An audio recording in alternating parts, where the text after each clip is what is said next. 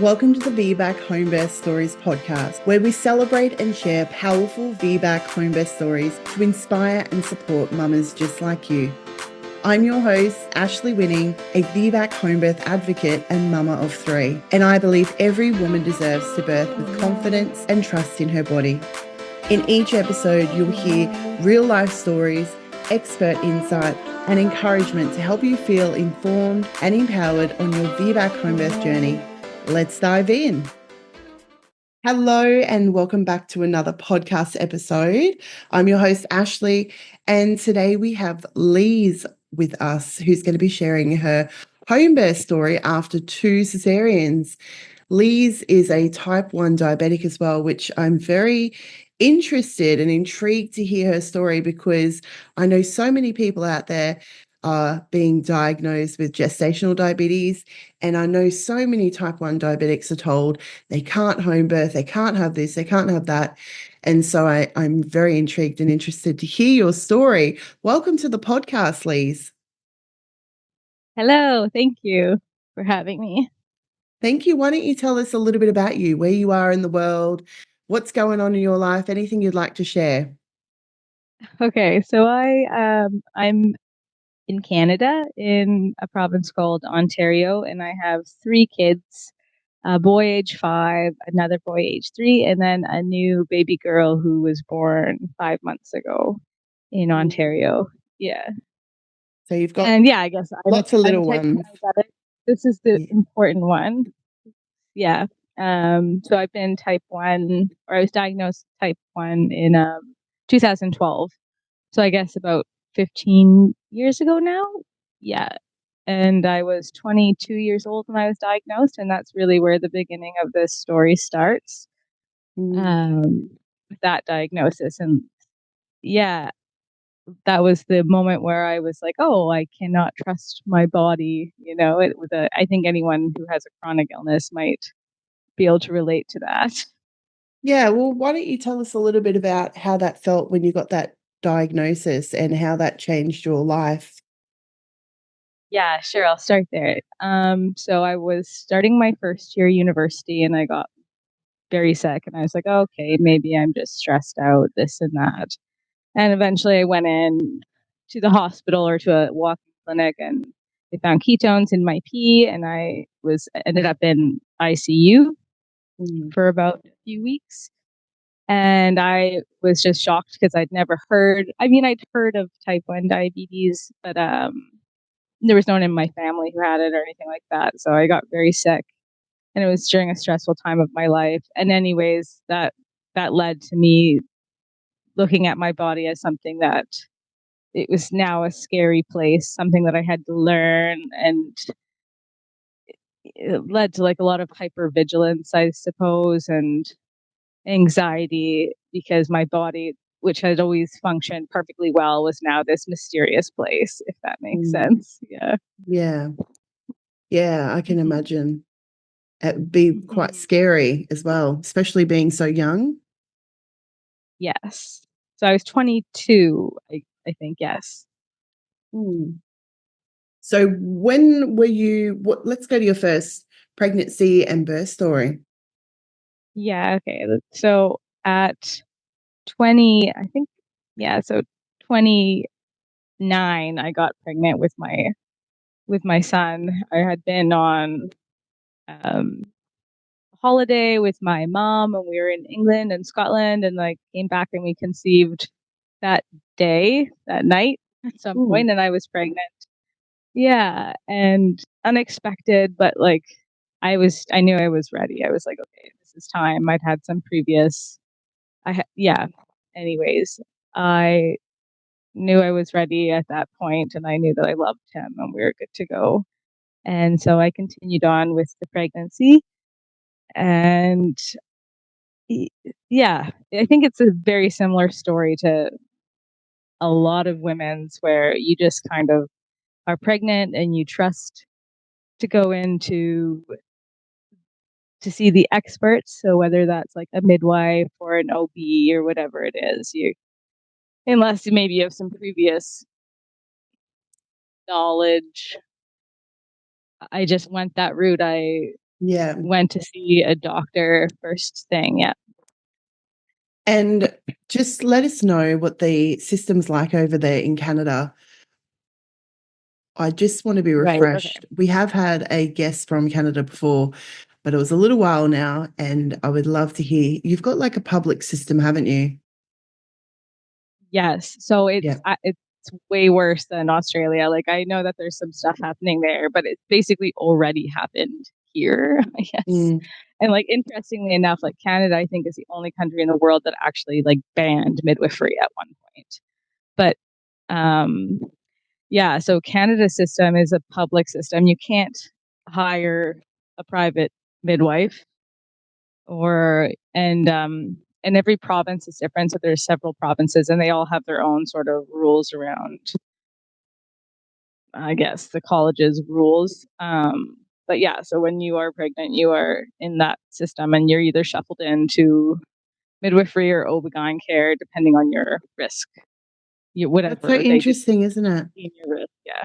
Yes. Oh, because I think, or I have a feeling, I don't really know, but I always had this feeling that Canada was a bit more forward uh, compared to some other countries. But when it comes to No. the medical side of things, clearly not. Well, especially for birth, which is really sad. Yeah. And I think in a lot of ways, yeah, but specifically birth. And I know there's one province that's kind of like the more forward, I'd say, province in Canada, in British Columbia, where midwives can actually see type 1 diabetics, but that's the only province that I know of. Maybe there's different rules, but I know that in Ontario, where I am and where I birthed my three children, you cannot have midwifery care Mm. at all. Yeah, So then you it's were very in the interesting. pub. It is. It's very challenging. And also, it should be the woman's choice Of who they have course, the yeah. care with. But I suppose they have these rules.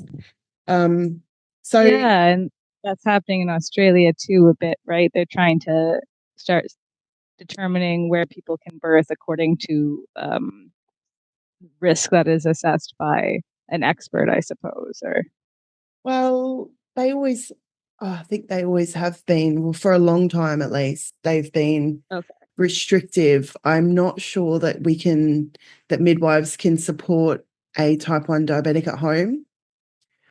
I right, think private midwifery or independent midwifery they're very, very strict on, it's really up to the midwife what she is willing to take on. But I've got midwife friends who have literally supported a VBAC mum and being dobbed in by the hospital for transferring when they needed to or wanted to.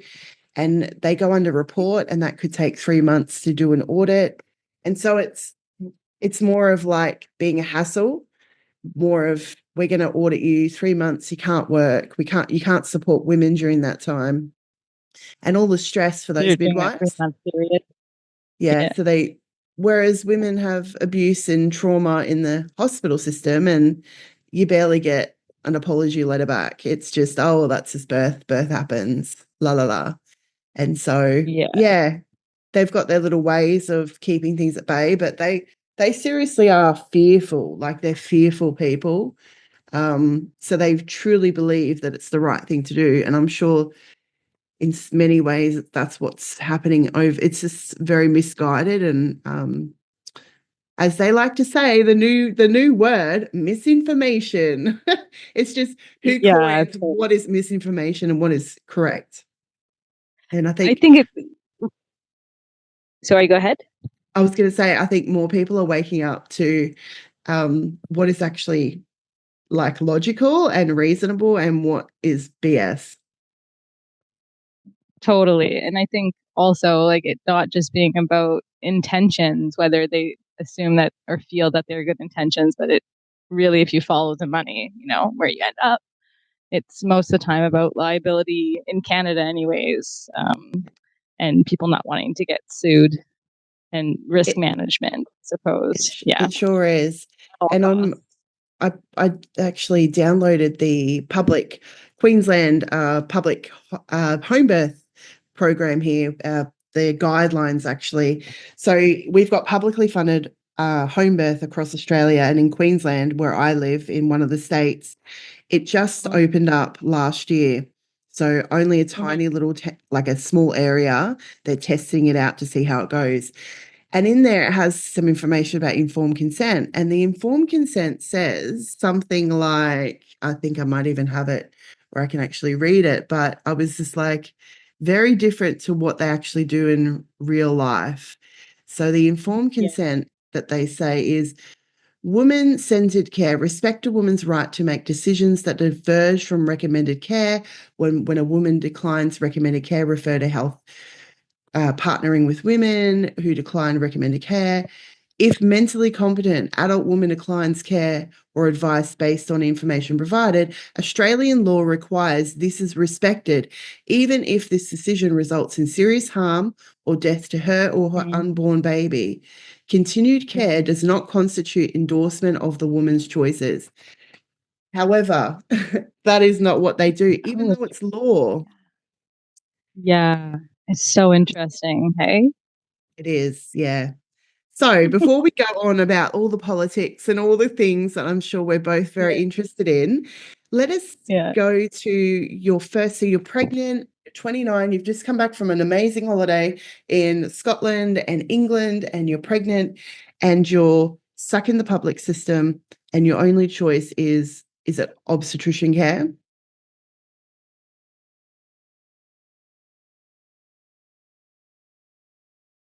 Deeply like I was pregnant and I knew that I had type 1, so I felt like I better go in to see someone. And right away when I went to a walk-in or something ridiculous and was like, I'm pregnant, what do I do? And a walk-in clinic is basically just an office with a doctor that takes lots of people just at a random building, and they kind of like they're hat sorting and they send you to here, and they're like, oh well, you're type 1, that means you need to see an obstetrician. You're a high risk pregnancy. And I was like, a high risk pregnancy? What is this? And my mom birthed me at home. I saw my sister give birth at home. So I was aware, like, I knew about home birth. I knew I Oh, was born at wow. home. Yeah. Yeah. Yes. And I saw my sister give birth in the pool without any midwives there. They had missed it, I guess. Wow. So there is that. I'd seen birth, but I was like, okay, I'm high risk. What does this mean? Right. And so I go to the obstetrician and I'm terrified about this, this, about being high risk. And I really, really embodied that and took it very seriously. I was like, okay, like, what does this imply? And what do I do? And I just assumed because I had type 1, it meant all these things about me and pregnancy. So that there was this extra risk and I had to be very careful and I had to follow medical advice, and I didn't question it at all. So yeah, and I think a lot of women are like that with their first pregnancies, like very just walking in and like, what do I do? And like, oh, this big deal. And yeah, so I go to I'm just several different doctors all in this one office. It's in Canada. I don't know what it's like over there, but you have basically a maternity clinic with a whole slew of different obstetricians, and you see a different one every time, basically. So I'm going into all these prenatal appointments, never having rapport with like any doctor because it was a different one. And I was Yeah. getting like slightly skeptical then too, because I'd go in and I was like, what are they doing? They're measuring my blood pressure, Mm-hmm. you know, taking a urine protein check, and that was basically it. And you'd wait there for like 3 or 4 hours. Yes. It wasn't It's meant the to same here in be. Australia. Yeah. It was for me it was like an hour or sometimes an hour and a half, 2 hours max. But yes, they do the exact same thing here too. And I would see a different one every time, and I was pretty optimistic, I think, like, and very trusting, and until like I remember one appointment, I think at maybe halfway through my pregnancy, where one obstetrician, a female obstetrician, looked at me and she's like, "Oh, well, you know, your due date's here, but it doesn't matter. It's neither here nor there because you're going to be induced at 37 weeks." And I was like, "Induced at 37 weeks? Like what?" And I was just so shocked. I remember crying when I got out of that appointment. So I was like, well, what's an induction? And like, I just didn't know anything, and she didn't even tell me. It was just also like matter of fact, like, well, this and that. And so, anyways, I continue on with this pregnancy, like so friggin' stressed, and started to do my own research. Like, okay, what are these risks? And of course, I'm terrified because I'm looking at them all and I'm like, oh my God, like shoulder dystocia, like placental failure, deficiency, blah, blah, blah, blah, blah, all these different things are associated with having high blood sugar, etc. And then I was part of a Facebook group called, it was like pregnancy and type 1 diabetes, which is just, it's a worldwide Facebook group and it's just filled with horror stories. And it's very medical, right? So that's Before my, you said that, my mind just said horror stories. I knew because I was yeah. in gestational diabetes groups and it's exactly the same. hmm And I think like what I'd like listeners to know is like, it's, it is just gestational diabetes. If I'm able to come forward with this and like say, and like talk about what I know the risks are, it's gestational diabetes is it it I don't want to say it's nothing, but it really isn't doesn't seem to me like a legit thing. Like I know Yeah. people can have slightly elevated blood sugars, but then what are they and like how temporary are they and when do they start? Is it after 20 weeks? Is it after the placenta has formed, et cetera, et cetera? Like so there's 100%. there's I that. mean, I've had Yeah. it 3 times and believe I don't I don't believe in it. My babies were all born healthy.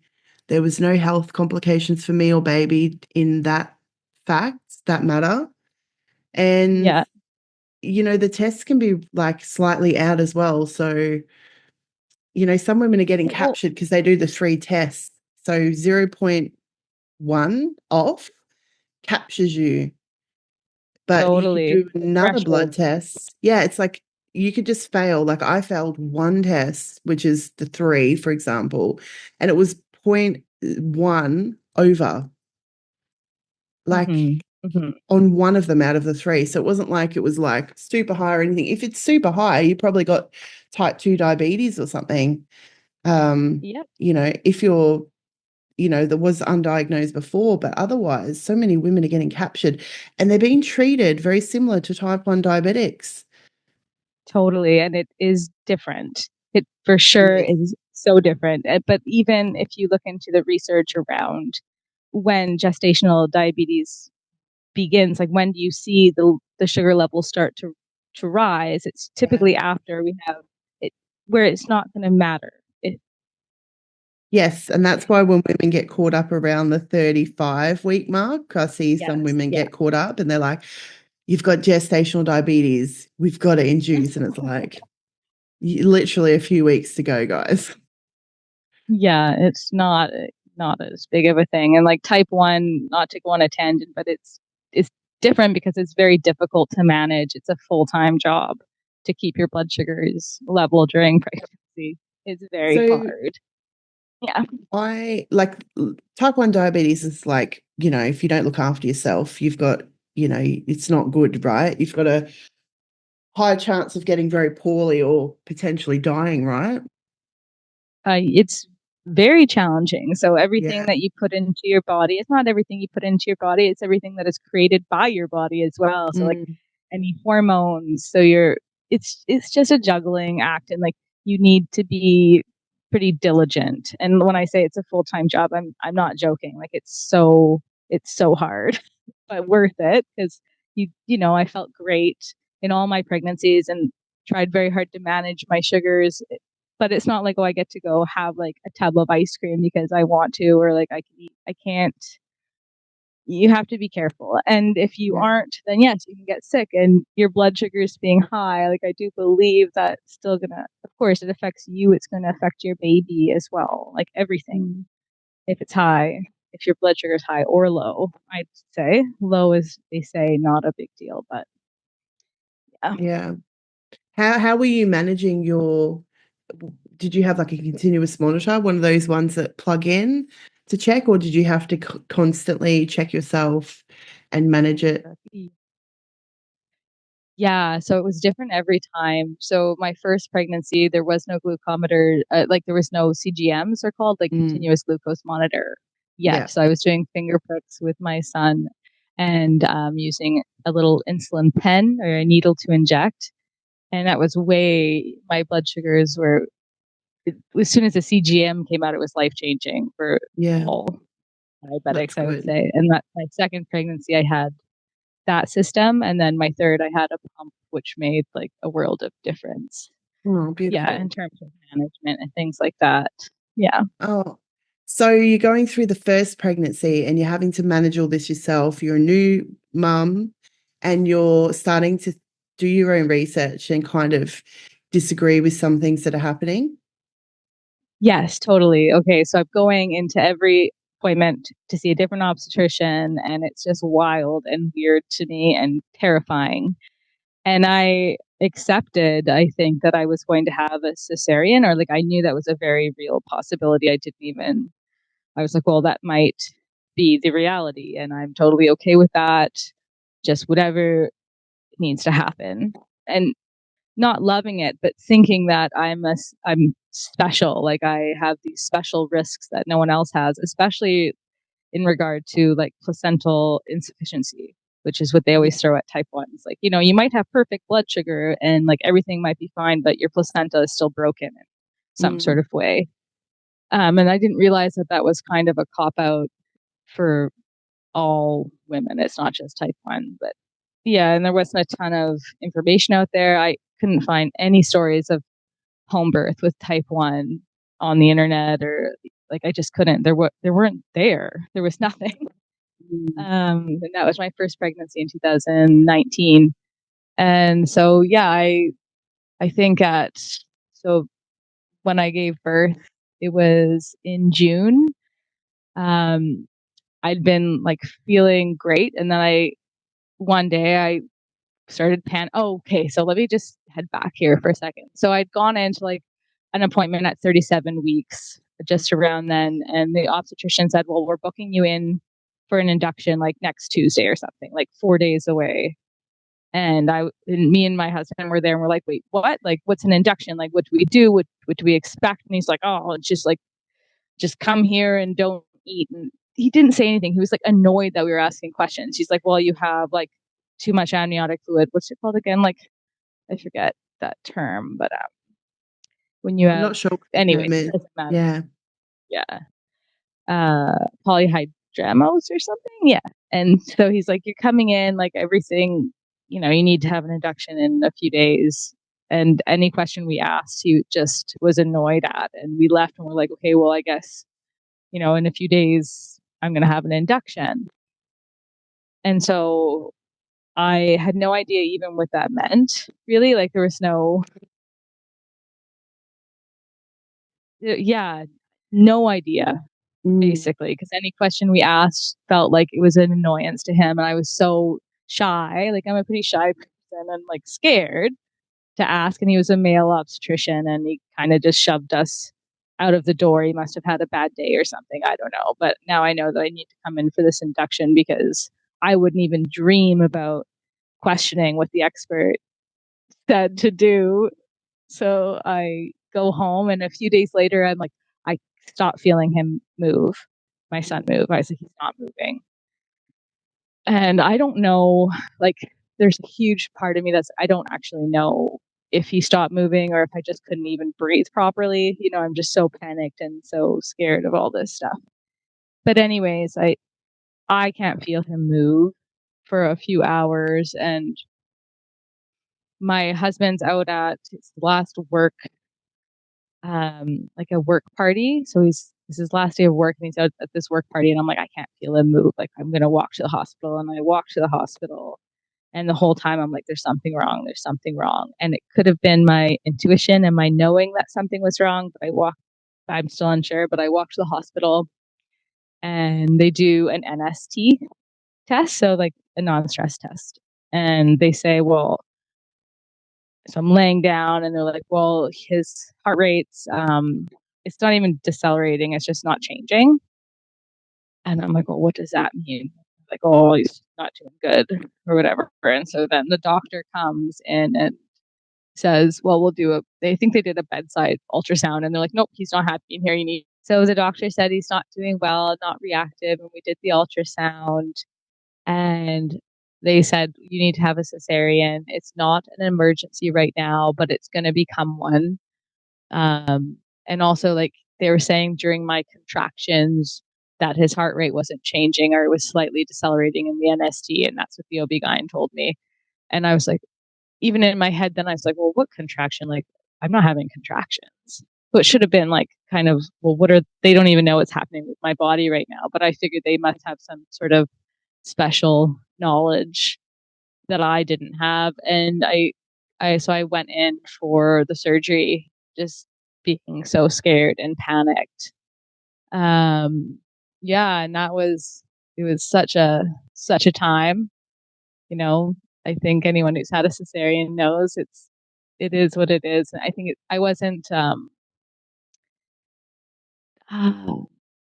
I was in a place where I'm like, needs to happen right now. And this baby is in danger because I can't feel him move. And so they give me the spinal, I guess. And we have the surgery. My baby boy, Arlen, comes out and screams right away. And he's lovely and healthy, and Apgar is perfect. And they put him on my chest, covered in the towels, and they're slapping him. And I just remember feeling like I knew, I'm like, I can't see his face. And my voice was so weak, but I was trying to tell all these people around, like, let me see his face. Like, I can't see his face. And even my husband wasn't hearing me. And it just seemed like so surreal that like I just had this baby that, that was in me forever, and he's now here and I can't see his face. And I didn't see his face. And then they're like, we need to go test his oxygen. They take him off me, and then they're testing his oxygen. They're like, his oxygen's low. And then I'm put in the waiting room, wheeled away. And like, yeah, I can't move. I'm like shaking, of course, because I have that. I don't know if everyone has it, but like the hypothermia, sort of like shaking. Yeah. Yeah, it's common. I think the drugs and being in that cold room, and it's just, you've never had all that stuff happen to you. But your body's probably Yeah, going through some sort of shock because it has just it been is. cut through, and it doesn't know what's going on. Right, of course. Like my body was in shock, and my body, my spirit, my mind, it was all just not together. It's all separate. And then they wheel me, so they take him away. And I am so broken at this point already. I just don't even know. I'm in shock. My body's in shock, but not just my body, my whole spirit is in shock, right? And so they take him away, put me in this room, and my mom happened to be like, she knew that we were there. So I think she was like yelling at the people. She's a force to be reckoned with for sure. And she's like, bring her baby right now. But I'm in this room, and they're like, you cannot leave this room until your feet can move. So I had to like make my feet move somehow. And I just remember like laying there on the bed and like willing my toe to move. I was like, just move toe. Like I needed it to move so I could go to get to my baby. And finally my toe, I like Uma Thurman, like move. And it finally moves. And then they bring me into the NICU, and like, holy fuck. So can I swear? Anyways, Yeah, that's he, fine. yeah, he is now on this little trolley, and he's getting, what are they called? The UVC. It's a cord put into his belly button. And it's this huge, what I feel to be like this huge emergency, but there's like students watching this doctor perform this on my baby that I haven't even seen his face yet. And I'm like in this wheelchair, unable to move and get to him. And I'm in this crazy room full of machines. And it was just so much. And I was broken, like just broken.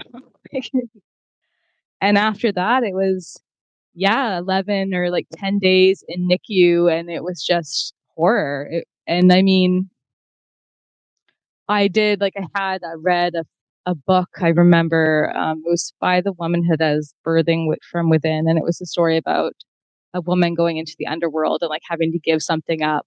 And like I did try to incorporate the experience in some way. Like I told myself it was a long labor, like the NICU was a 10-day labor, because that's what it felt like. Like every day was another thing, and it's just a mess. And like I learned this term recently, that something called medical kidnapping, and like that's what I think it was.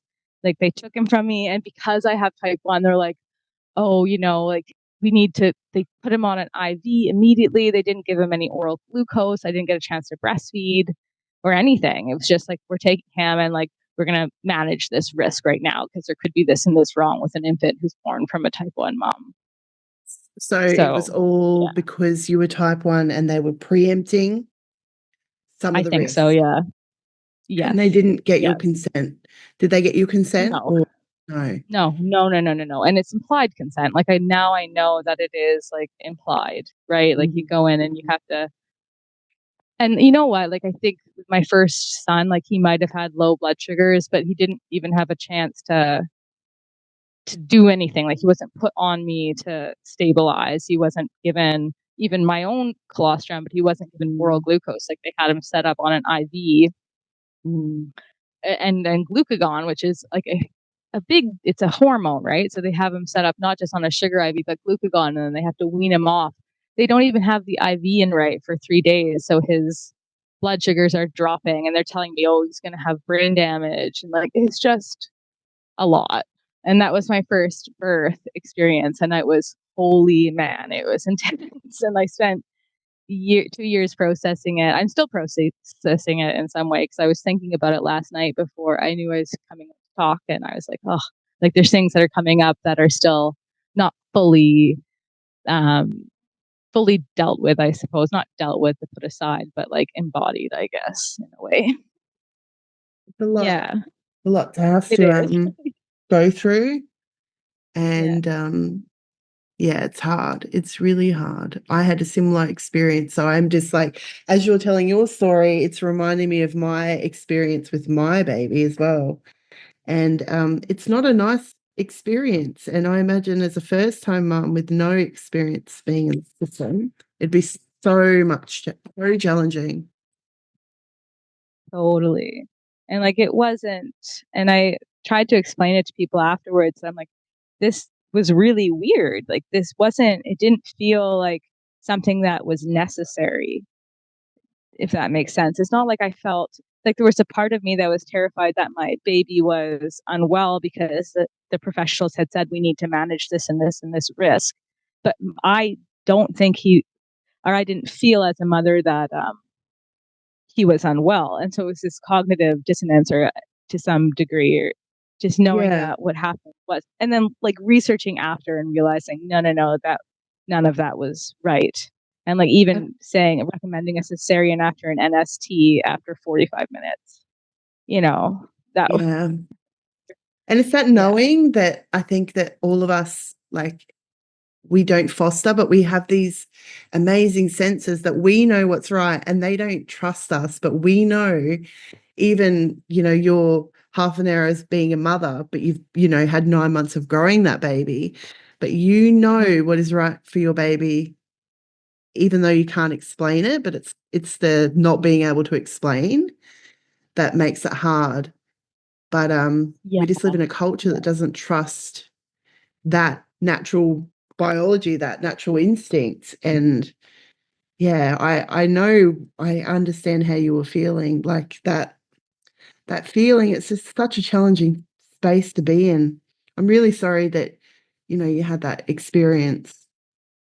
yeah. I'm sorry, but like, is I'm sorry about it too. But at the same time, it like has led me, like it's Yes, been a useful trauma, I suppose, yes. in the sense that has made me who I am, and able to sort of decipher what's happening in Because reality, and you, especially in the but medical because world. you chose to make it as well, so many, like you might be the 1% of the 99 women, you know what I mean? Like 99% will go on thinking that's normal, whereas something inside you woke up and Yeah, you've I was like, chosen no, to this see is it. Yeah. So after that totally. experience, and you had that experience and you're still sitting with it, and what happened with your next baby, with your next pregnancy? Yes. Okay. So then I'm spending all this time really unpacking all the atrocity and like what had happened and why it was wrong. So I spent the next few years doing that, and I got pregnant along the way. But when I got pregnant with my second son, I immediately knew I'm like, okay, I need to like really work on this trauma. So I was doing like a few counseling sessions and reading a ton of books and looking into more details in terms of like, okay, like how can I advocate for myself here? Because I it was during the lockdowns or whatever, so it was just I'm like, how do I can't get midwifery care. I already know that. And now I was like, well, I can't have a doula. I couldn't have a doula in the hospital even. So I'm talking to the hospital and trying to like explain to them that I for sure have PTSD, which I think I did. And I needed support people there. And I was talking to the counselor that works at the hospital and really trying to set things up for myself and talking to my a doula who's actually my babysitter from the time I was born. She said I'm the one who made her want to become a doula because she loved me so much, and she was Oh, there at my that's sister's birth. nice. She's so amazing, and like I love her. Oh. But besides the point, she was like, "Okay, I will be there for you in this labor if you need me to be." And I was kind of making a plan. I'm like, well, maybe I could, labor at home or this or that, and I was having all these sorts of ideas that were like slightly changing and slightly like I was looking into the risks a little bit more. I was still kind of terrified of the language. So like, I wasn't sure what these risks all meant. Like I was just overwhelmed, like with shoulder dystocia, what's like macrosomnia or like in utero growth restriction, all these like terms, right? Which you don't want to have to, I had to look into them individually and decide what they meant and whether they were a risk to me. And I was overwhelmed enough. So I wasn't able to really get there. But yeah, I'm getting sidetracked. Um, so yeah, in this pregnancy now, really knowing that I need to focus on the trauma from Arlen's birth, my first son, and really try and make it different this time because I knew I wouldn't be able to handle well, I didn't think I was going to be able to handle what happened the first time for that to happen again. I thought, well, yeah. So I was just trying to really educate myself and find some resources and negotiate with the hospital. And I remember like going to my first appointment and just I was like such a mess. I was shaking because I was so terrified to be in front of these obstetricians. I was like, oh my God, like I just can't do this. Like I am a mess. And what am I gonna do? Like I can't it didn't even cross my mind to just have the baby at home by myself because it just didn't. I still was under the impression that I needed to have support and there was something very different about me because I had type 1 and it was dangerous. So I'm shaking at that appointment with the obstetrician, and she is so kind to me, and she was a wonderful woman, and it was actually really beautiful. They understood that I had previous trauma, and she was great.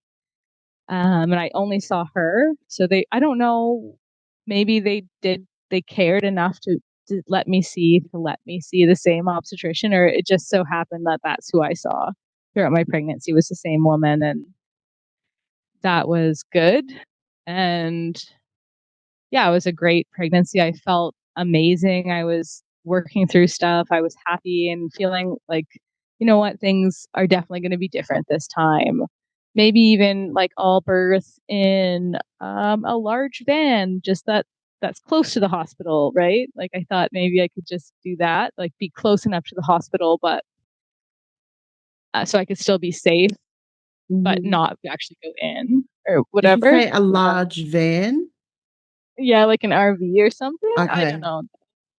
It's a kind of a Yeah. ridiculous idea, but that's something that crossed my mind, like as different plans for the birth. But you Um, intuitively knew you didn't want to birth in the hospital, but you no, felt you needed to be near the hospital. And so you, in your mind, you were like chaotically trying to figure something out, but you couldn't come up with a plan that really worked for you. correct. Yeah, Yeah. totally. And so, and I wasn't actually taking any sort of real like action towards my idea. I wasn't like, well, I'm going to actually rent a van and I Yeah. wasn't even that far from the hospital anyways. I was like a 5-10 minute drive. Like it's anyway, I just was freaked out about the idea of something going wrong, I think. Mm-hmm. Yeah. And so I'm 37 weeks, 38 weeks, and he's breech. And I'm talking to my obstetrician about that. And she's like, you know what? And she was actually fine with it too. She's like, she gave birth to her twins, and one of them had been breech. And I was like, well, she's like, that means a cesarean. I was like, well, why? Like, are you uncomfortable with delivering a breech baby? And she's like, you know what? No. So she was kind of on board with everything. But 38 weeks come around and I feel him stop moving. Whether or not that's my own fear again, or the baby's dropping and I'm not unable to connect because I'm so scared. He stops moving, and yeah, so I head to the hospital and do an NST, and it's the same sort of thing. They're like, okay, his heart rate's decelerating and he hasn't moved, and like, this is not good. It's a non-reactive NST. And this doctor comes in, he's like, I'm going to recommend a cesarean. And I said, well, no, I want a second opinion. And my obstetrician happened to be on call, and she comes in and she's like, yes, like, I definitely recommend a cesarean right now. Like, you're 37 weeks, you have type 1 diabetes, and this NST is not good. And I said, well, shouldn't we do an ultrasound? Like, shouldn't we like check? And she's like, no, I don't even need to check. And just so listeners know, like, an NST is not, it's not showing you outcome. It's not a predictive tool for outcome of the health of your baby. What is the So yeah, process of an NST? an NST. So are they not in Yeah. Australia? So it's basically just laying down. So you're laying down on a table and they're putting the electrodes to feel whether the heart rate changes during a movement from the baby. So if the baby moves and you press a button, they're going to try to track the heart rate and see if it's increasing, decreasing, staying the same, or whether there Okay. is a movement at all or a change in heart rate. And that's different to the continuous monitoring as well, isn't it? It is, yes. Yeah. It's all very interesting and not evidence-based practice that we use still. Yeah. Yeah. And so I after didn't. you, what was that? Sorry? I said I didn't know that at the time, but yes, go ahead. I was going to say, so you've had that done. They've declined the ultrasound and said that they recommend you have the C-section. Mm-hmm. So how are you feeling at this point? I am so ready for it. I'm like, yep. Like, I felt like something was wrong. Okay. He was breech too. I don't know. Like, I felt like there was something very wrong. And I did also the first time, and I'm still kind of looking into that. But anyway, so I feel like something's wrong, and I'm like, let's go ahead with this. This obstetrician that I respect and I think knows me, is recommending it. So like, definitely she's probably right. And like, I feel like there's something wrong. So let's go do this. And I remember like during the surgery, like really like holding my body together, and like praying, I guess. And I had been so healthy and like working through so much stuff in that pregnancy that I was like, this baby, you know what, they're going to be healthy, but like, my body is not capable of holding them any longer, I guess. Like, there's something broken in my body. Always the same thing. Like, my body's broken and my baby needs to come out because my body's dangerous. Dangerous place being one for this baby. And so I have the cesarean and he comes out and I know he is so fine. Like, he is perfectly healthy. My blood sugars were perfect and I'd done so much work, and like, he came out so perfect. And like, I held him and I had this like huge moment of trust, and like, I put him on my skin. I had said, like, like, delay the cord clamping 30 seconds or whatever they would give me, and don't, and like, put him on my skin. And I knew to say those things. So like, it felt like I was like, yeah, put him on me. It's all good. Like, and that felt like really nice. And I was so trusting. I was like, this baby is perfect. Everyone in the room knows he's perfectly healthy. His blood sugar is perfect. Everything is great. And I'm holding him, and it's this beautiful moment. And I can see his face. Like, I couldn't see my first son's face. And it was great. And then the nurses are called in. They're like, cesarean, come check on the baby's oxygen. And they come and they're like, hey, we have to take him now to check his oxygen. And I was like, absolutely, like this baby's so perfect. Of course, check his oxygen. And they check it, and it's just like the gestational diabetes test, right? It's like 0.1 under what his oxygen should be. And they take him without bringing him back. They take him to NICU, and we're in there for another 10 days. And it's the same hell. He was kidnapped again. Like the same thing was happening. And it didn't feel the same. The trauma did not feel as intense, even though it was, but because I had experienced it before. So I was like so numb to it. And like it was a crazy time. And I learned from being there, like not to say anything or suggest what I thought should happen, because when I did, it felt like they wanted to punish me for having an opinion or an idea. And they're like, oh, no, no, no, like this baby needs our support. And like he didn't. They checked his blood sugar and it was fine, but it was like slightly under, and they couldn't give him. They're like, well, he's on oxygen, so we can't give him oral glucose. Meanwhile, he hasn't had a chance to breastfeed, so they're like, they have his oxygen mask on, which falls off all the time. If you've seen babies in NICU, it's not like this thing that needs to stay on, but they won't give him oral dextrose or myclostrum. So then has an IV immediately, 2 IVs, and then a third IV for glucagon. And like I'm starting to realize that like this, I think at his birth, I'm like, this is totally about liability and also about money. Because I was like, this baby is not sick. And like with my first baby, I was unsure. I was like, I don't know what a newborn baby looks like. This My baby was fine. And we were there for days, and yeah, it was insane. It was just crazy time. And yeah, Another, so that was that birth. Yeah.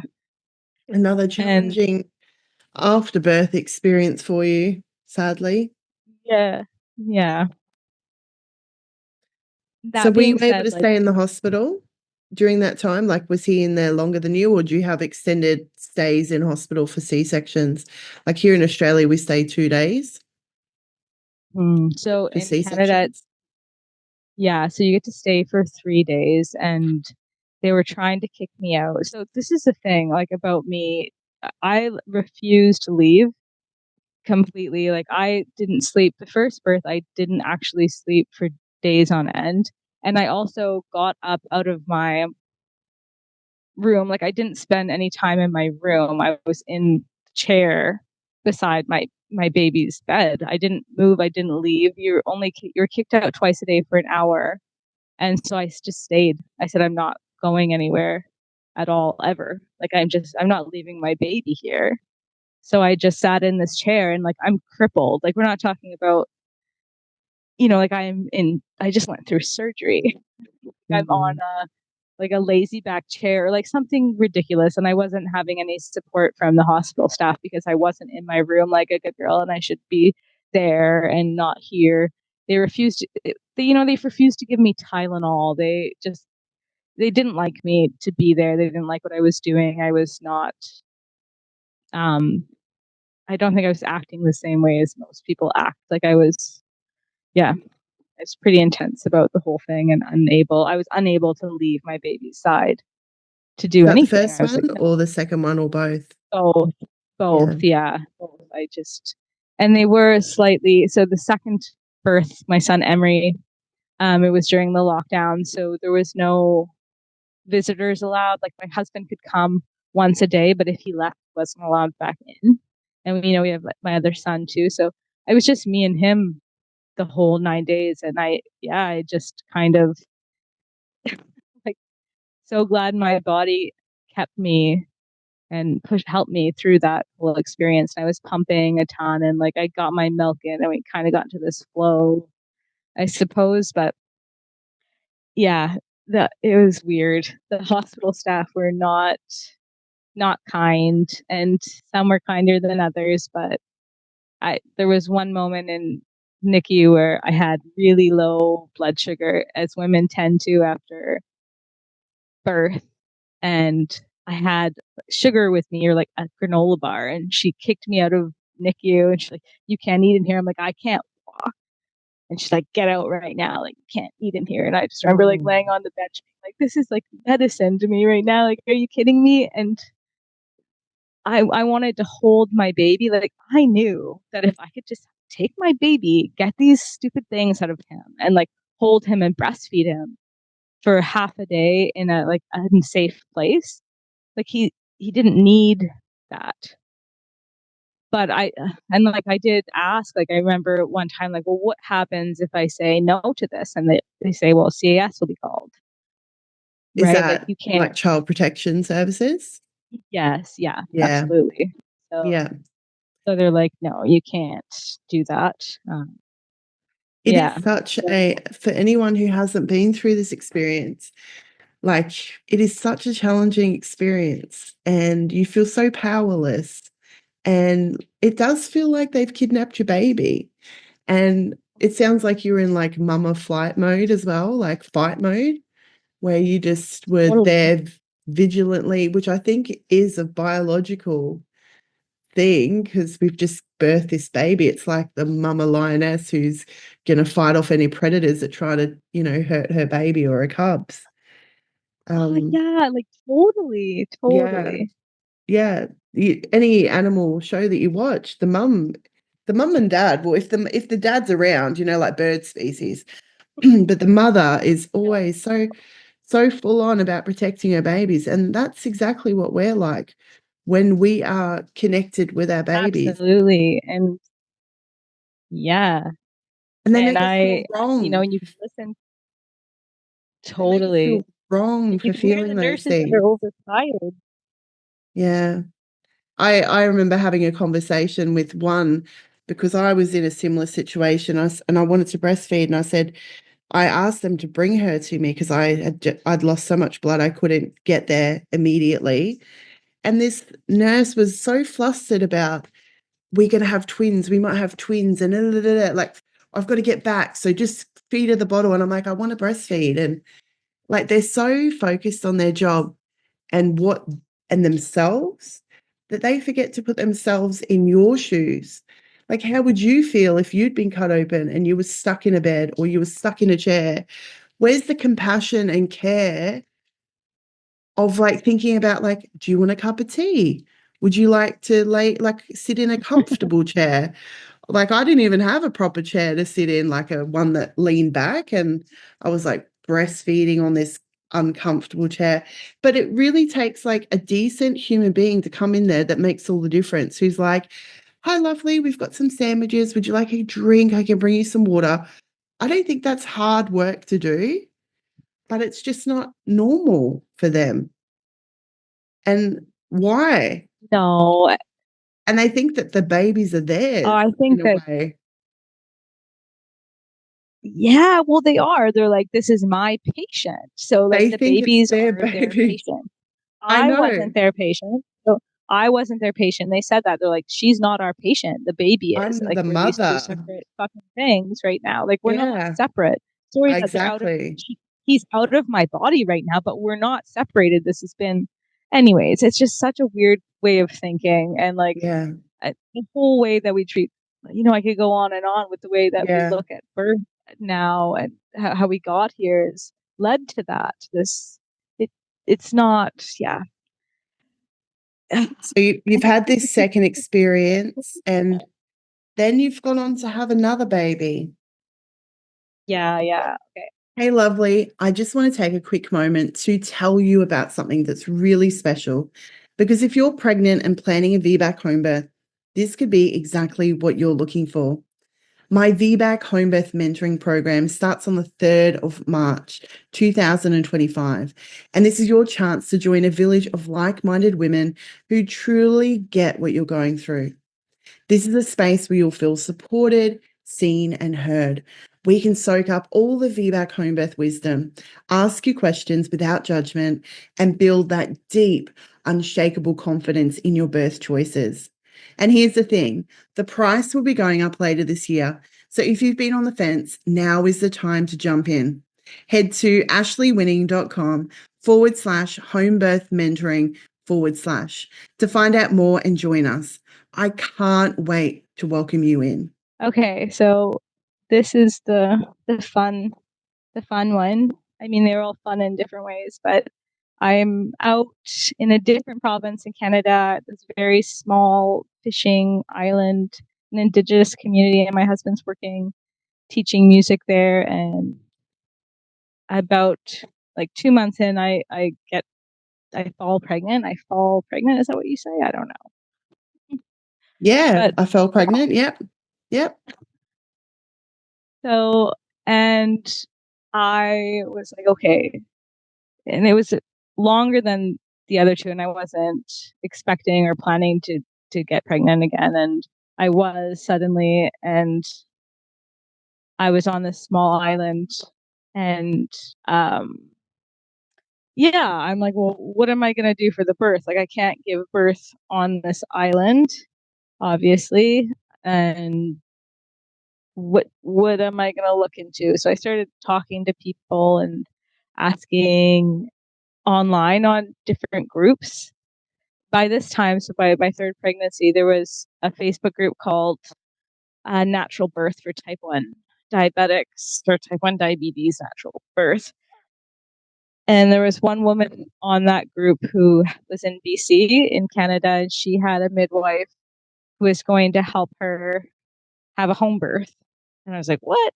That's really cool. I haven't heard about that in Canada. There was no other stories in Canada about type 1 home birth that I had found. And so I talked to her and messaged her, and she said there was a woman in Squamish who was helping with a home birth. And so I tried calling her, and she didn't answer the phone. I couldn't get through to her. And I knew that if I was to have a birth with her, I'd be renting an Airbnb for 2 months, which would have been thousands of dollars because it was in this small touristy place that she worked. And I couldn't give birth on the island. And we planned to go back to my husband's parents' house for the summer, which is in Ontario, where midwives cannot take type 1s on for home birth. I wasn't even thinking that they probably would say no because of the cesareans. In my mind, it was always like, oh yeah, like I have type 1, so they're not going to take me on. But even if I didn't, I'm sure they would have said no because I have had cesareans.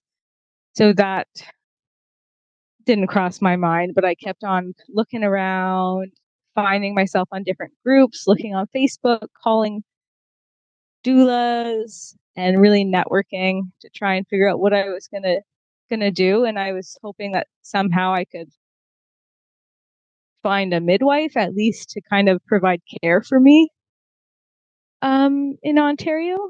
So I was hoping for. And how did you go with And that? yeah, it was just dead end after dead end. And I was like looking on Instagram and looking at different doulas. Like I found these two doulas that were in London, Ontario, which was the province I was going. And I said, well, they look pretty cool. Like maybe they could help me out. And I called them and they're like, yeah, like we can't support you. You have type 1. And if you're going to the hospital, we could help you. And I said, oh, I don't want to do that. Do I have to do that? And I knew that I was going to have to come up with some sort of idea. And I was like, well, maybe I could have a home birth, or like, let's just push this off. Um,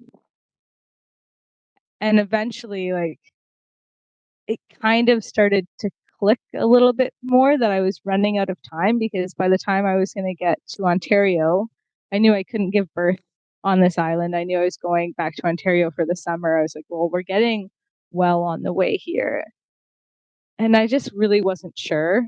Um, but what I did start doing during this time was really looking into, out of curiosity, what my risks were before. So I'm like, well, what is the risk of type 1 and labor and birth and pregnancy? And I was like, well, it all became very clear. I was like, I can measure all of these risks and rule them out before I give birth.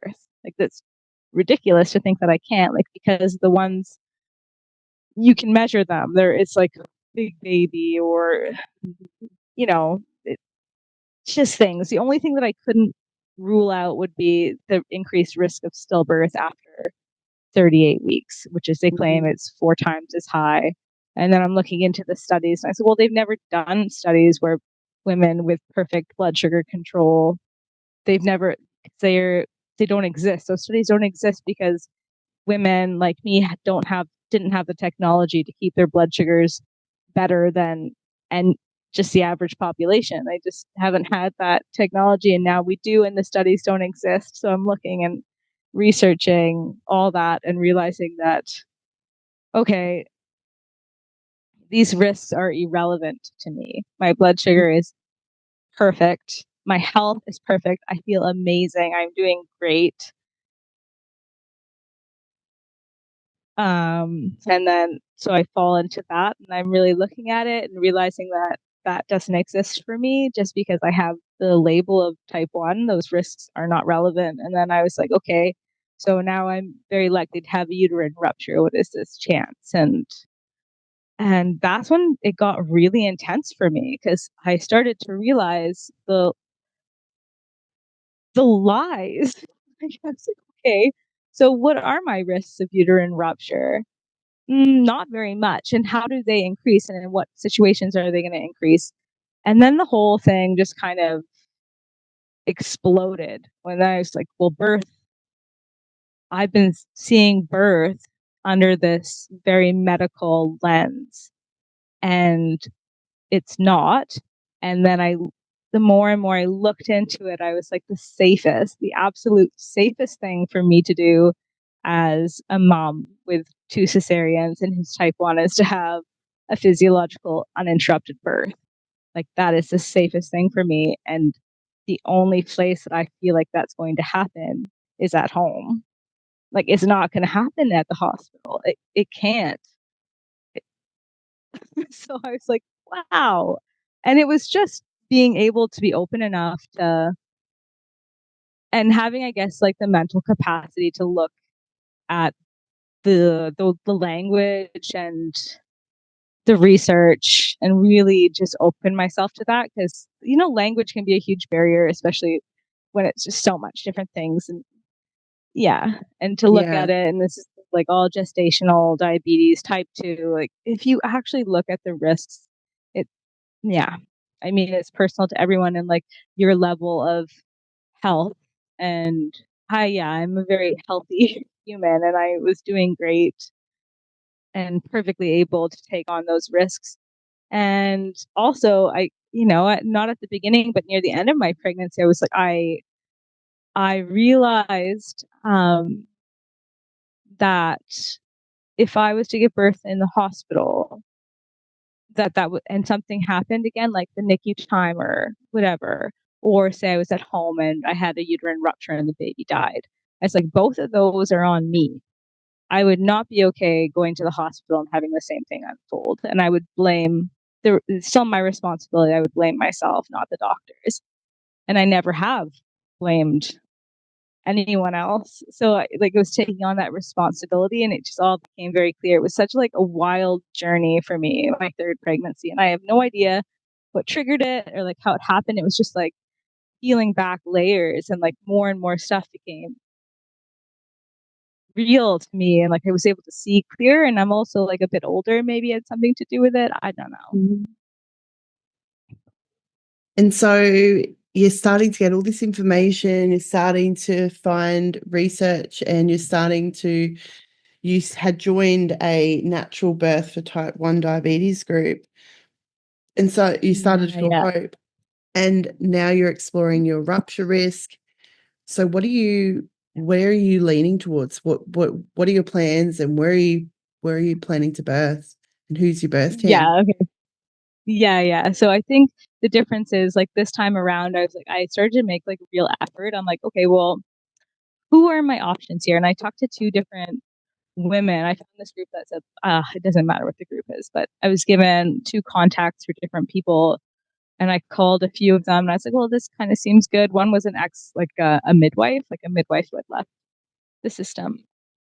And I really Like I loved the way that she spoke, and I really felt, like that would be a good option, but she was far away from where I was. And then I found someone who was closer, and I was like, well, she sounds lovely too. She wasn't a midwife, but a birth companion, like is what they say.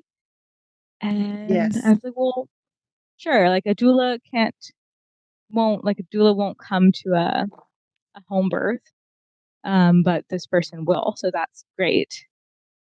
Um, and so then I start making plans. I'm like, okay, so another thing is, where am I going to give birth?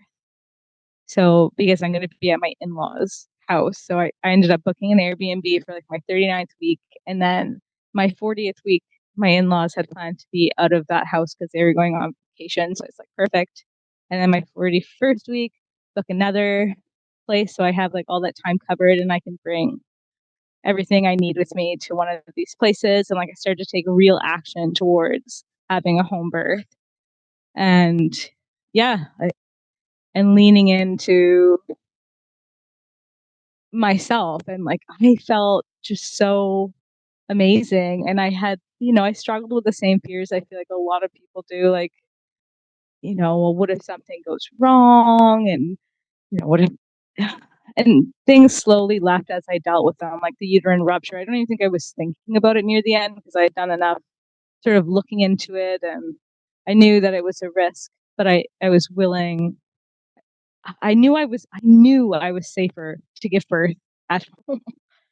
I just knew that. And I also read Rachel Reed's book, which was so helpful and beautiful. I don't know if you've read that. Which one was it? The Uh, reclaiming rights? yeah, yeah, Yeah. yes, correct. Were Yeah, you and listening to listen, birth stories or anything like that? absolutely. Yeah, I listened Mm. to yours.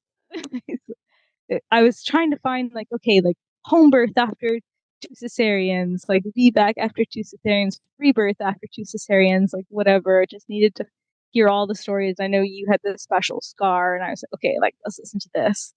And I listened to the Free Birth Society podcast, and also there's a few stories on that Facebook group I was talking to you about, like where women in the States had had home births, and there was one other woman at that time who had, or maybe two even, that had like VBAC after two cesarean at home. So yeah, home birth, whatever, all the lingo, all the letters. But yeah, so I had read those two stories, and I was like, you know what, like of course I'm capable of doing this. And like I never sort of doubted my body. What it really was, I think, is so related to my diabetes, which is what I want to bring that back to, is like I finally was able to hold my illness and be okay with it and trust myself and know that it is here. Like I have diabetes, but it is okay that I have this. My body has still done like everything beautifully. Like it has produced milk for both my sons. It has functioned in every way, and it's okay. And then also recognizing that I was responsible for my blood sugar control. Like lots of women go into the doctors and say like, hey, endocrinologist, can you fix my numbers or like help me navigate my blood sugar? Which the summer before I just stopped doing that because my blood sugar had been out of control for 10 years. And I was like, I'm going to stop listening to what the experts, quote unquote, say and just do what I think is going to work. And then my blood sugar was perfect. So I kind of took control over my health. And that led me, or was like, I think helped me with this birth, like without medical people. I didn't need to ask, or I wasn't looking to authority to help me with anything or be an expert in anything. It was just me, if We had that makes sense. evidence that you did a better job than the doctors did. Yeah, for That, sure. which, yeah, and so that's really helpful.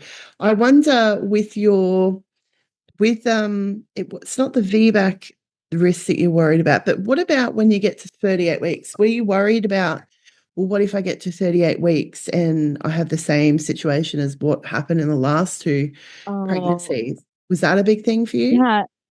Yeah, it was such a huge thing. And so luckily I had the woman that I had hired, and then she had a backup just in case, and they would like come and what they really did was they came and kind of just talked to me and were like, these wonderful women that were just here to kind of be friends. They're not super, like, they weren't like a lot older than me then. So they were coming and talking to me. And I remember when I had brought up, like, oh, well, I'm getting close to 38 weeks. They're definitely, like, she might stop moving because my placenta and this and that. She's like, well, why don't you just invite in the possibility that she'll move even more? And I was like, okay, I can totally invite that possibility into my life. And I mean, besides that, so just to kind of give a backstory, so with the placenta, so both times in the cesareans, both my sons had said that it was placental insufficiency. One of them had like a true knot as well, but basically they're like, oh yeah, your placenta just didn't last. It was this and that. So I had that like unknowing, but so yeah, she said, why don't you invite in the possibility that she'll move even more? And I had a little stethoscope, and I could never find her heartbeat because I had an anterior placenta. But what I could do is I could hear the pulse of the placenta, and like it was the most beautiful drum beat, and I would listen to it all the time. And she had sent me a podcast to listen to that was so lovely, and it was a Free Birth Society podcast, and it was talking about the placenta as the first mother, and it kind of explains what the placenta is, how it what it is, which is the first mother. It supports the baby. It is the baby's organ, essentially, right? It's created by the baby. And so I listened to that, and it was kind of life changing to me because I was like, well, the placenta is here. I can hear it. And I don't know. I just like, I felt so good. Like, I just felt amazing. And I felt, yeah, like more healthy than I'd ever felt. And I wasn't, and 38 weeks came along, and she kept moving. Like, she was just still the exact same. And then, 38 and 2, she's still the same. And we keep going and we keep going, and it's just this beautiful thing. And she keeps moving. We have like not that much more time, I don't think. But okay, so I get to that time, and I'm 39 weeks, and I head to my Airbnb, and I'm ready to give birth. And like, I had this idea that she was going to be born on the 5th of August because I had like, I don't know, I just had a dream, and I was so sure that was going to be the day. And 30, yeah, so that day comes around, and I start losing my mucus plug a bit. And then we head over to my husband's parents' house for dinner. And I went upstairs for a nap, and then I hear kind of this kerfuffle happen in the kitchen. And I come downstairs, and I look at my husband, and his face is like white. And he's like, my dad is saying that you're not welcome to be here to give birth, even though they're gone. So, Oh so my like, goodness. that was just, yes. So I had this plan, and I had talked about the plan like several times with my mother-in-law and over and over. And anyways, but somehow in all of this happened in May, and now it's August, no one had told him, I guess. Like, no one had told the father-in-law. And he now is saying, no, like, you can't be here because I might get sued if you die and the baby dies. Because you're going to have a uterine rupture. You're going to have a uterine rupture because my physiotherapist told me that that's possible. I don't know. It was just like, I was just met with the same Who thing was that gonna I had who was gonna sue him, triggered. did he think? Well, that's the thing. Like, maybe the report, like, my husband's like, who is going to sue you? He's like, the reporters, the police. And then, of course, like, well, any woman's like, oh my God. Like, so I have to work through that.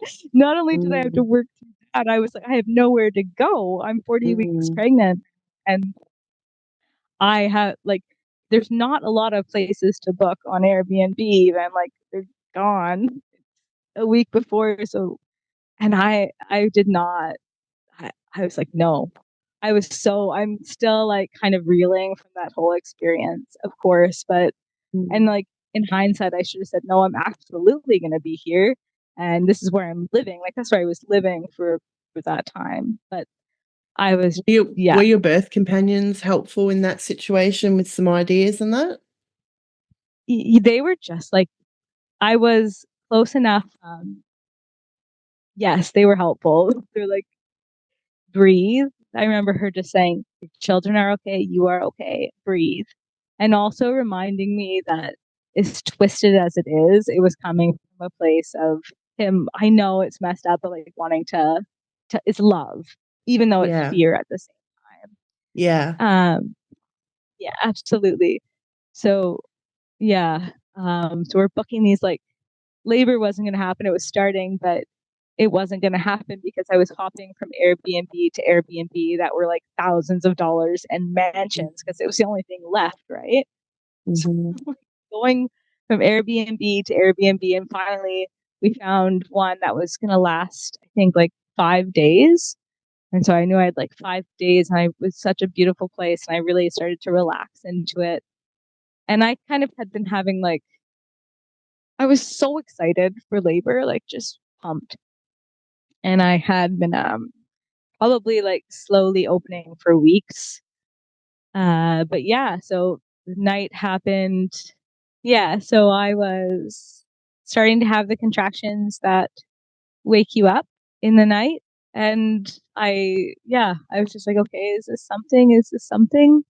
I wanted it to be something so bad because I felt like I'd been waiting and anticipating it all. And they weren't very intense, but they felt like enough to wake me up, I guess. And yeah, so those happened throughout the night. And I woke up, I guess, yeah, I woke up in the morning and I was like, this feels like pretty intense. Like I'm needing to breathe through them. So, you know what would be a great idea since there's not a tub here? Let's set up the birth pool. So we set up the birth pool in our room. And I think everyone, my parents were there too. Um, I think everyone knew I was in labor, but I didn't know I was in labor because I was like, well, it doesn't feel intense enough yet.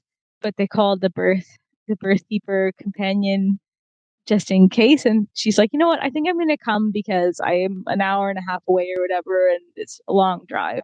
So she came, and I was in the pool, kind of moving around, being like, this is definitely something. It's like labor is starting. And she shows up, and everyone's having a really good time. And she tells my mom, like, take the boys out for ice cream. So my mom, my dad take the boys away. They had been like in and out of the room, like with me and stuff, but they take them away for ice cream. And then things start to like really, really ramp up. And I'm like, oh my gosh, like, holy, what is this? Like, what are all these sensations? This is your And I first think that experience of really labor, started to isn't pick it? up. And I yelled out for help a few times, but the whole time the birth companion were out in the yard, like by the water. And I said, you guys stay out there. Like, I don't really want people, I didn't want anyone near me. And I was just, you guys stay out there. I'm glad you're here, but that's cool. And I just kind of went in and out of the birth pool and like flopping over the side of it and really like, okay, like I'm in labor for sure. And then I was like, okay, I'm in such labor that I can't imagine what transition is going to feel like because I'm going to die. This is so intense. Like, oh my God, what is happening to me?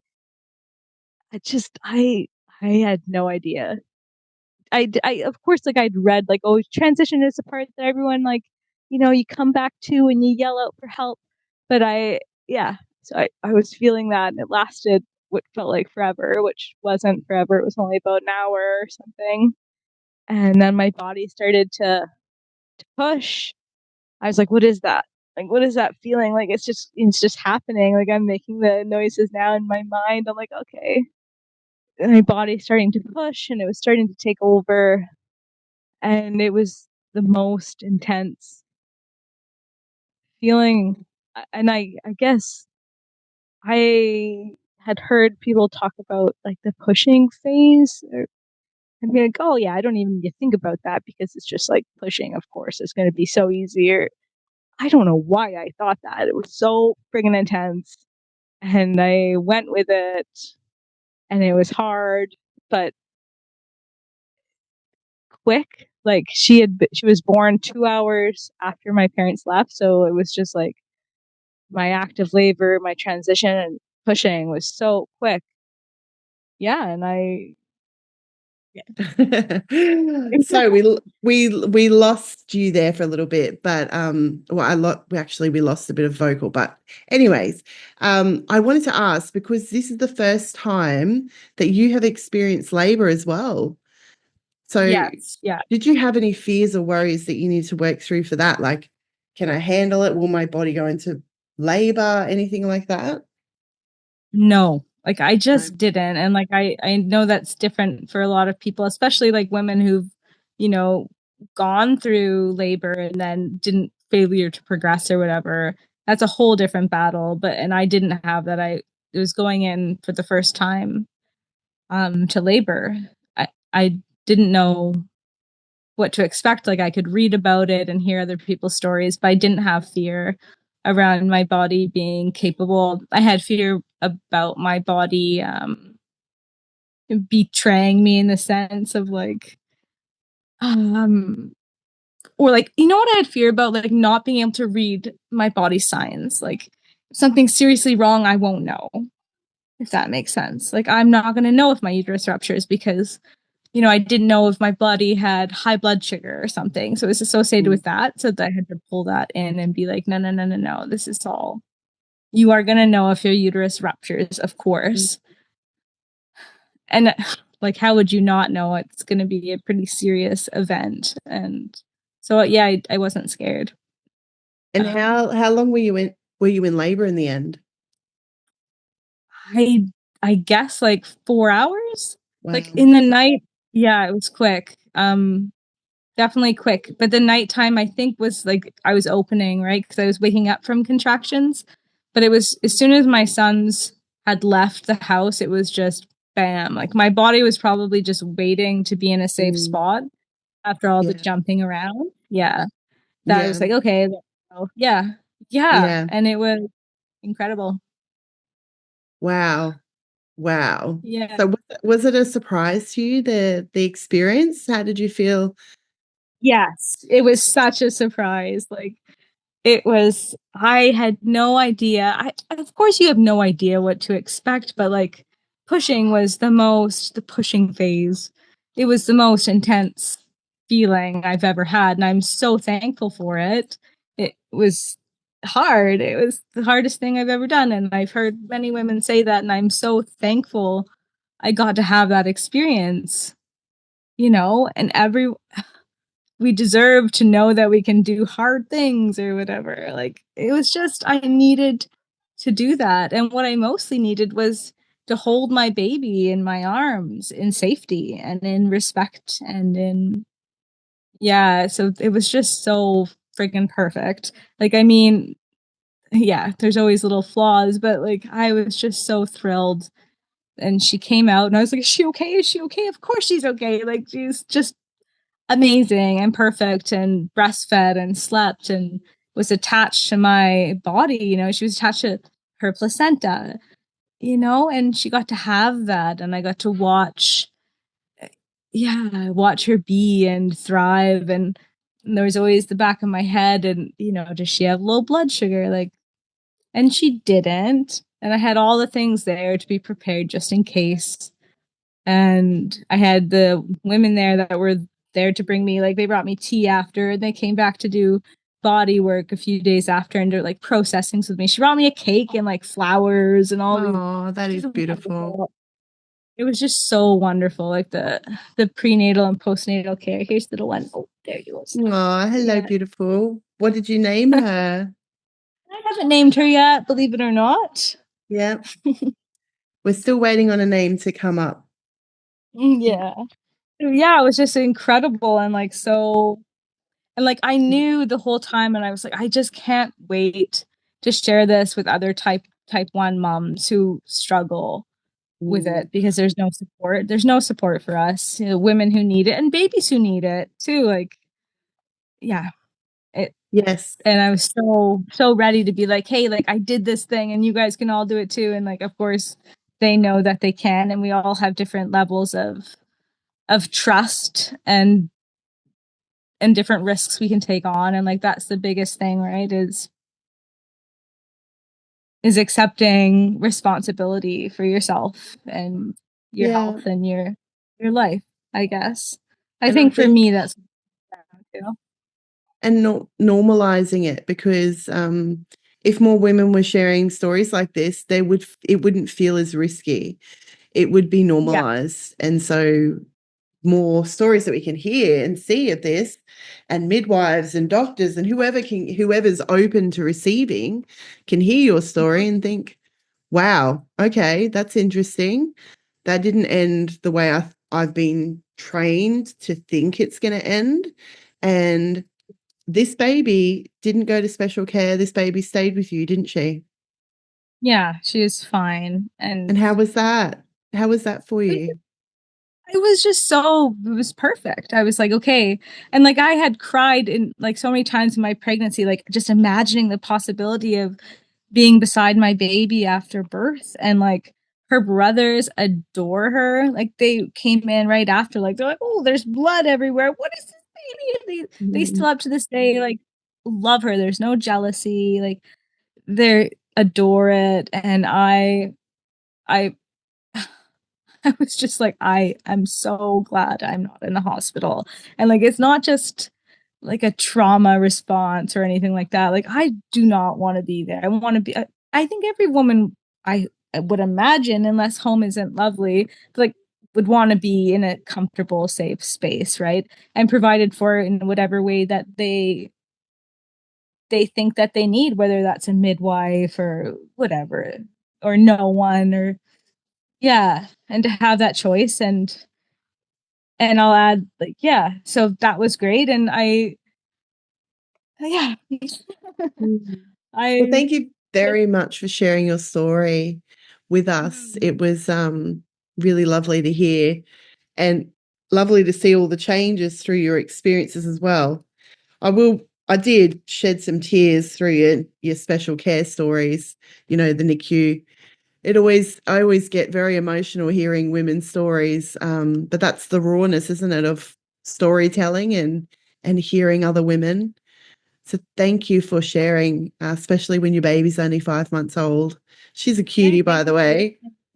She's so amazing. Just Yeah, get like, it's I love them from this age. Their big smiles and their cheeky little grins. Hello, Baba. So cute.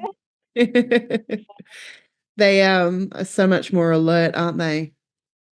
hmm yeah, it's just it's so important to be able to have the support you need. And it yeah, I could go on and on about the problems with the system, but it's you can continue on that good work and speak Yeah. to that. And I think we all need to. It's to open up, and it's hard to speak to mothers going into this journey for the first times because they're kind of walking into a fiery pit, but you can't really tell them that. Yeah. And not all women are traumatized, but too many are. Yeah. Too many. So what is some advice or any tips that you'd like to share with women who are planning to home birth after cesarean? My advice would to be to trust yourself, to find someone else who trusts you, and to look into yourself and your body and really listen to other women's stories that share similar labels as you. I'm speaking specifically to anyone who's high risk, like gestational diabetes or type 2 or hypertension and this and that, and really find stories of women who've done it and know that you are not any less, you are not different. There's nothing special about your situation, that you can totally do it. Just Mm, yeah, trust in it. And like if you need to research. That's what I did. yeah. It's really hard when you have like labels. Like I had special scar, plus Yeah. size, big babies, Really. gestational diabetes. Like I had the trifecta. So you've got to work through those things, but it's hard to find a woman with all those things share her story. So sometimes you have to find a woman who has one thing and a woman who has another thing and another thing, and then just like put it all together and say, if she could do it, I could do it. And it's very powerful, isn't it? Totally. Yes, I Yeah. agree. 100%. No one's going to meet your story the exact same way. Well, they might, but it They might be might, rare. Yeah. it is. And like also to realize that a lot of the time that it's about minimizing risk due to money and liability. So our maternity system, honestly, my one piece of advice would be to look at why obstetrics exists, the history of obstetrics. Because if you can look at that, you can understand why you are where you're at and why birth is at where it's at. Yeah, that would be my advice. 100% history of obstetrics, how we got here. Yeah. Awesome. Well, thank you very much for sharing your story. It's been a real blessing. Thank you very much. Thank you for tuning in to the VBAC Homebirth Stories podcast. I hope today's story inspired you to trust your body, own your choices, and embrace the power of birth. If you loved this episode, please subscribe, leave a review, and share it with another mama who needs to hear this. Do you have a VBAC Homebirth story to share? I'd love to hear from you. Connect with me on ashleywinning.com or on Insta at AshleyLWinning. Until next time, take care and trust your body.